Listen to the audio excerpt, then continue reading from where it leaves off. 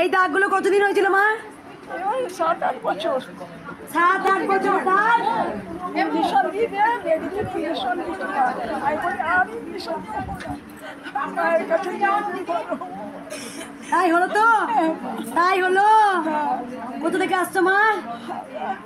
হাওড়া থেকে আসছে।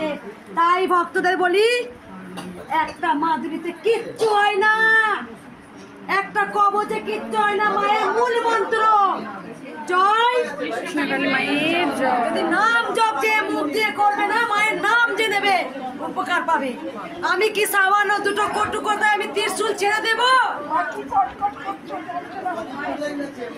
আজকে ছোট্ট থেকে বয়স্কদের মা রক্ষা করে যাচ্ছে কৃষ্ণকালী মা। কোন কটু কথায় আমি কান দেব না।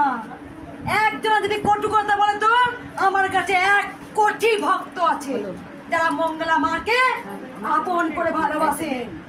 এত মানুষের উপকার করছি, মানুষটা কি বোকা? তারা পয়সা নেই, টাকা নেই, তবু তারা বাস ভাড়া করে রাত 9টা থেকে লাইন দেয় আমার দরজা করে কৃষ্ণকালী মায়ের মন্দিরের সামনে।